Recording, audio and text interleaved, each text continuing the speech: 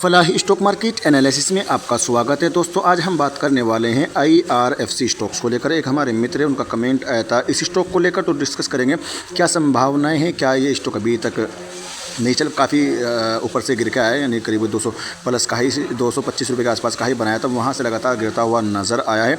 और फिलहाल की कंडीशन की अगर बात करें तो चार्ट के हिसाब से अगर देखा जाए तो इसमें थोड़ी सी डाउन साइड और आ सकती है, थोड़ी सी गिरावट और हो सकती है। तो अगर सपोर्ट की बात करें तो स्टॉक ने देखो कई मरतबा जब स्टॉक करीब 230 रुपये के आसपास का ही बना है तो स्टॉक का लो लगता हुआ नजर आया, करीब 130 रुपये यानी 132 रुपये के आसपास तक स्टॉक हमें आता हुआ नजर आया है। फिलहाल की कंडीशन की अगर बात करें इसमें अगर गिरावट रहती है स्टॉक आपको यहाँ तक 135 रुपये या 135 से 40 रुपये के बीच में स्टॉक आपको लो लगाता हुआ नजर आ सकता है, यानी सपोर्ट लेता हुआ नजर आ सकता है। अगर यूँ मैं कह दूँ शायद मैं गलत ना हूँ कि स्टॉक आपको एक तरीके से कंसोलिडेट भी करता हुआ नजर आ सकता है इसी रेंज में, और यहाँ से कंसोलिडेट करता करता आपको आने वाले महीने में हो सकता है, संभावना ये आने वाले महीने में स्टॉक आपको हाई लो यहाँ से स्टॉक कंसिडरेट करता हुआ आपको ऊपर की तरफ भी जाता हुआ नजर आ सकता है। इंडिकेटर अगर मैं इसकी देखने की कोशिश कर रहा हूँ तो इंडिकेटर मेरे को इसको हफ्ते के हिसाब से यानी इस महीने के हिसाब से अगर बात की जाए इंडिकेटर हमें मुझे बेरिश यानी बुलिश नज़र नहीं आ रहे, लेकिन हम अगले महीने के हिसाब से मेरे को इंडिकेटर जो थोड़े से बुलिश नज़र आ रहे, तो हो सकता है जनवरी के महीने में स्टॉक आपको हरे रंगों में फलता फूलता खेलता कूदता नज़र आ सकता है। ये सिर्फ मेरी संभावना है, बाकी खुद की रिसर्च ज़रूर कर लीजिएगा। बाय और सेल करने की रिकमेंडेशन नहीं, यानी खरीदने और बेचने की मेरी तरफ से किसी को भी सलाह नहीं दी जा रही है। वीडियो सिर्फ एजुकेशन पर्पज़ यानी नॉलेज के लिए दोस्तों, साफ सुथरी बात मैंने आपको बता दिया। और हाँ, आपको भी इसी तरीके से किसी भी स्टॉक्स की जानकारी चाहिए, उस कंपनी का नाम मेरे कमेंट बॉक्स में लिख सकते हैं, बहुत जल्द अपने चैनल पर आपकी वीडियो बनाकर अपलोड कर दी जाएगी दोस्तों। ठीक, चलो हम सपोर्ट की बात करें। छोटी सी सपोर्ट, इसका एक सपोर्ट बन के आता है 144 या 45 रुपये इसका एक सपोर्ट रहेगा। दूसरे सपोर्ट की अगर बात करें 140 का इसका दूसरा सपोर्ट है, और तीसरे सपोर्ट की अगर बात करें मोटी मोटी समझा दो 137 रुपये के आसपास इसका तीसरा सपोर्ट है। मोटी मोटी समझा 135 रुपये से पहले इस स्टॉक को सपोर्ट ले लेना चाहिए, और मैं शायद मेरी जो संभावना है स्टॉक आपको बहुत जल्द तेज़ी देखने को मिल जाए हर रंगों में दोस्तों। ठीक है, यानी स्टॉक ने भी हाई बनाया था करीब 100 जी हाँ 165 रुपये के आसपास का ही बनाया था स्टॉक, वहाँ से लगातार गिरता हुआ नज़र आ रहा है। तो यहाँ पर लो सपोर्ट ले या 145 का सपोर्ट भी काम कर सकता है, ज़्यादा से ज़्यादा 140 रुपये तक अगर आता है यहाँ से सपोर्ट लेता है तो स्टॉक यहाँ से आपको अप साइड की तरफ भागता हुआ भी नज़र आ सकता है, ये संभावना मेरी। चलते आगे क्यों, इसका इंडिकेटर देखेंगे, इंडिकेटर किस तरफ इशारा कर रहे हैं, क्या इंडिकेटर बुलिश है, बिल्कुल दिखाऊंगा आपको मैं इसके इंडिकेटर दिखाऊंगा और इसके अंदर की चीज़ें भी दिखाने वाला हूँ। चलते हैं आगे। लो की अगर बात कीजिए तो स्टॉक का हाई और लो आपको देखो 96 रुपये का इसका करीब 52 वीक लो है, 229 का 52 वीक हाई है, 19 रुपये 30 पैसे का ऑल टाइम लो है, 229 का ऑल टाइम हाई देखने को मिलेगा। ईयर ऑन ईयर के हिसाब से अगर बात कीजिए तो ईयर ऑन ईयर के हिसाब से ईपीएस में हमें ग्रोथ जरूर देखने को मिल रही है, हाई पी भी आपको देखने को मिलेगा, बाकी सब कुछ ठीक है। 1,92,590 करोड़ का मार्केट कैप है, 3763 की बुक वैल्यू है, करीब 1% से ज़्यादा कंपनी आपको डिविडेंड भी देती है, फेस वैल्यू 10 देखने को मिलेगी, यहाँ तक तो ठीक है। वो कंपनी की ताकत और कमजोरी की अगर बात की जाए, यानी कितनी ताकत है कंपनी के पास में, मजबूतियाँ कितनी है, 9 मजबूतियाँ हैं, यानी 9 ताकत कंपनी के पास में है, 6 कमजोरियाँ हैं, golden chance energy extra boost है नहीं है, जिस वजह से मेरे को अभी ये हरे रंगों में शायद देखने को ना मिले, और हो सकता है इस महीने में आपको ये लाल रंग में देखने को मिलेगा, एक तरीके से कॉन्सोलिडेट करता हुआ नजर आए, लेकिन जो संभावना है 2025 में मेरी हरे रंगों में रहने की ज़्यादा संभावना है। Growth in net profit with increasing profit margin quarter on quarter दोस्तों, ठीक है, यहाँ समझ सकते हैं 31% पास नजर आ रहा है, यानी रेड जोन से निकलकर आहिस्ता आहिस्ता आपको येलो जोन की तरफ जाता हुआ नजर आ रहा है। चलते थोड़ा सा आगे की ओर। रिटर्न की अगर बात करें, रिटर्न इसने करीब हमें देखने 3 साल की अगर बात करें 554% का रिटर्न है, 2 साल में 385% का, 1 साल में 50% से ज़्यादा का रिटर्न निकाल के दिया, 6 महीने से 15% से ज़्यादा का माइनस में रिटर्न निकाल के दिया दोस्तों। ठीक है, तो समझ सकते हैं स्टॉक। अब इसकी डिलीवरी परसेंटेज अगर देखी जाए तो डिलीवरी परसेंटेज हमें यहाँ पर देखने को मिल जाएगी, यानी मोटा मोटी समझ लीजिए 26% के आसपास डिलीवरी माल उठाएगा, यहाँ पर भी 26%, मोटा मोटी 27 वही 25 से 30% के आसपास में इसमें डिलीवरी माल उठाया जा रहा है।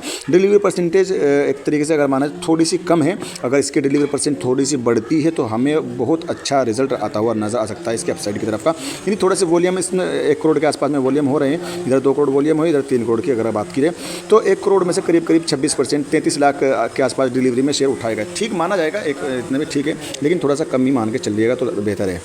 कंपनी के रिवेन्यू की अगर बात की जाए, साल दर साल की अगर बात की जाए, 2020 से लेकर 2024 की रिवेन्यू की बात करें, हम 2020 की रिवेन्यू की बात करेंगे, 2020 में इसका रिवेन्यू 13,838 करोड़ का देखने को मिल रहा था, जो 2024 में बढ़कर साल दर साल बढ़कर 26,645 करोड़ का होता हुआ नजर आया है, प्लस पॉइंट रहेगा। नेट प्रॉफिट की अगर बात की जाए तो नेट प्रॉफिट भी उसी तरीके से आपको बढ़ता फलता फूलता नजर आया है। नेट प्रॉफिट 2020 में 3,692 करोड़ का देखने को मिल रहा था, जो 2024 में बढ़कर 6,412 करोड़ का होता हुआ नजर आया है, यानी साल दर साल नेट प्रॉफिट में इंक्रीजिंग है, बढ़ोतरी प्लस पॉइंट रहने वाला है दोस्तों, ठीक है। वहीं ईपीएस की अगर बात की जाए तो ईपीएस भी आपको इसी तरीके से बढ़ता हुआ नजर आया, हल्का हल्का बढ़ता हुआ नजर आया। 2021 में इसका ईपीएस 366 का था, जो बढ़कर 2024 491 देखने को मिल रहा है। यानी साल दर साल इंक्रीजिंग है, हल्की है, थोड़ी सी है, लेकिन साल दर साल ईपीएस में हमें ग्रोथ देखने को मिल रही है, जो कि एक अच्छा संकेत रहेगा। बीवीपीएस की अगर बात करें, बुक वैल्यू पर शेयर की अगर बात की जाए तो करीब करीब 2020 से लेकर 2023 तक हमें बढ़ता हुआ नज़र आया है, नहीं सॉरी 2020 से लेकर 2024 तक हमें लगातार बढ़ता हुआ नज़र आया। 2020 में इसका बीवीपीएस यानी बुक वैल्यू पर शेयर 2606 का था, जो बढ़कर 2024 3763 का देखने को मिल रहा है प्लस पॉइंट। आरओई की अगर बात की जाए यानी रिटर्न ऑन इक्विटी की अगर बात की जाए तो हमें करीब करीब 2020 से लेकर 2022 तक हमें बढ़ता हुआ नज़र आया है, लेकिन 2022 से लेकर 2024 तक हमें हल्का हल्का घटता हुआ नज़र आया। 1485 से घटकर 1303 पर आता हुआ नजर आया।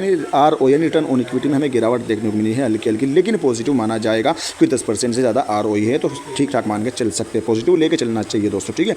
बाकी डेट की अगर बात कीजिए दोस्तों, डेट भी कंपनी हमें कम करती हुई नज़र आई है 2024 में। 2023 में डेट की अगर बात कीजिए करीब करीब 9.21% का इसके बाद में डेट था, जो घटकर 2024 में 8.38 का रह चुका है, यानी कि डेट को कम किया थोड़ा। डेट तो हाई है, बहुत ज़्यादा डेट देखने को मिल जाएगा, लेकिन हाँ 2024 में अपना डेट कम करती हुई नज़र आई है, ये भी ठीक मान के चल सकते हैं। अगर यहाँ पर हम होल्डिंग की अगर बात करें तो यहाँ पर आपको देखने को प्रेसिडेंट ऑफ इंडिया की होल्डिंग 86% से ज़्यादा की देखने को मिल जाएगी। शानदार होल्डिंग देखने को 86% की होल्डिंग प्रेसिडेंट ऑफ इंडिया के दोस्तों, ठीक है। टेक्निकल रेजिस्टेंस सपोर्ट क्या है? टेक्निकल रजिस्टेंस एंड सपोर्ट की अगर बात की जाए तो इसमें तो 149 का पहला रजिस्टेंस रहेगा, 151 का दूसरा रहेगा, 152 61 का तीसरा रजिस्टेंस रहेगा। सपोर्ट की बात करें, पहला सपोर्ट 146 41 का है, दूसरा सपोर्ट 144 95 का है, एक तीसरा सपोर्ट 143 31 का है। मोटा मोटी समझ लीजिए स्टॉक को 140 रुपये से पहले सपोर्ट ले लेना चाहिए, ये संभावना मेरी है दोस्तों, ठीक है। चलते शेयर होल्डिंग पैटर्न पर नज़र डाल लेते हैं। शेयर होल्डिंग पैटर्न पर अगर नज़र डाली जाए तो इसमें आपको देखने को मिले प्रमोटर की होल्डिंग 86% से ज़्यादा की है, वहीं एफआईज की होल्डिंग करीब करीब 1% से ज़्यादा की है, डीआईज की होल्डिंग भी 1% से ज़्यादा की है, और पब्लिक की होल्डिंग की बात करें करीब करीब 11.5% की होल्डिंग पब्लिक की है। अब देखना है किसकी होल्डिंग में हमें बढ़ोतरी मिली, किसकी होल्डिंग में हमें कमी देखने को मिली, वो भी देखने वाली बात रहेगी। प्रमोटर की होल्डिंग में हमें कोई चेंजिंग नहीं, कोई बदलाव नहीं। हाँ एफआईज की होल्डिंग में हमें हल्की फुल्की गिरावट जरूर देखने को मिली है। जून 2024 में 1.11 की होल्डिंग थी, जो घटकर सितंबर 2024 में 1.09% की देखने को मिली है। डीआईएस की होल्डिंग की अगर बात करें, डीआईएस की होल्डिंग में हमें कमी नहीं देखने को मिली है। मार्च 2024 में 0.89% की होल्डिंग थी डीआईएस की, जो बढ़कर जून और सितंबर क्वार्टर में 1.08 की होती नजर आई। यानी डीआईएस की होल्डिंग की बात करें 2 क्वार्टर से हमें सेम टू सेम देखने को मिल रही है, और मार्च के मुकाबले में जून और सितंबर में हमें बढ़ती हुई नजर आई है डीआईएस की होल्डिंग दोस्तों, ठीक है, पॉजिटिव रहेगा। पब्लिक की होल्डिंग की अगर बात करें, पब्लिक की होल्डिंग में भी हल्का फुल्का में 11.45 से बढ़कर 11.48 देखने को मिल रहा है, यानी कि फुल की होल्डिंग पब्लिक की भी बढ़ती हुई नजर आई है। हम देखते हैं इसके सीधी तौर से इसके इंडिकेटर देखने की कोशिश करें, इंडिकेटर किस तरफ इशारा कर रहे हैं, चलते हैं इसके इंडिकेटर की तरफ दोस्तों। यहाँ पर मैं आपको एक चीज़ दिखाने की कोशिश करूँगा, यहाँ पर आप नोट कर लीजिए। देखो ये डेली और वीकली और महीने के हिसाब से मैं आपको इंडिकेटर दिखाऊंगा किस तरीके से बुलिश देखने को मिल रहे हैं। तो टेक्निकल इंडिकेटर पर आ चुके तो बिल्कुल तसल्ली से बने रहिएगा, वीडियो को लाइक ज़रूर करिएगा। बिल्कुल चलते हैं, जैसे आपको दिखाने की कोशिश करूँ मैं डेली के हिसाब से अगर देखा जाए तो मेरे को इंडिकेटर रेड जोन में देखने को मिल रहा है, तो इसी वजह से स्टॉक आपको रेड जोन में ट्रेड करता हुआ नजर आ रहा है। वीकली के हिसाब से अगर बात करें तो इस हफ्ते की अगर बात कीजिए तो ये स्टॉक आपको रेड जोन में ट्रेड करता हुआ नजर आ रहा है। तीनों इंडिकेटर रेड जोन में पड़े हुए नजर आ रहे हैं। अगर हम महीने के एतबार से अगर बात कीजिए, महीने के एतबार से अगर बात कीजिए तो महीने के एतबार से हमें इसके इंडिकेटर बुलिश नज़र आ रहे हैं, एक तरीके से बुलिश हमें नज़र आ रहे हैं इसके इंडिकेटर। तो जाहिर सी बात है स्टॉक में हमें अच्छी खासी तेज़ी देखने को मिल सकती है महीने के हिसाब से। आने वाले महीने में स्टॉक आपको हरे रंगों में फलता फूलता खेलता कूदता नजर आ रहा है। तीनों इंडिकेटर हमें रेड जोन से निकलकर हरी झंडी की तरफ बढ़ते हुए नजर आए। तीनों इंडिकेटर के हाथ में हरी झंडी देखने को मिल जाएगी। तो समझ सकते हैं हरी झंडी का मतलब, सभी समझते हैं हरी झंडी का मतलब क्या होता है। तो उम्मीद है आपको वीडियो अच्छी लगी होगी। अगर आपको वीडियो अच्छी लगी प्लीज़ लाइक करिए, चैनल पर पहली बार विजिट किया चैनल को जरूर सब्सक्राइब कर दीजिएगा। Thanks for watching video.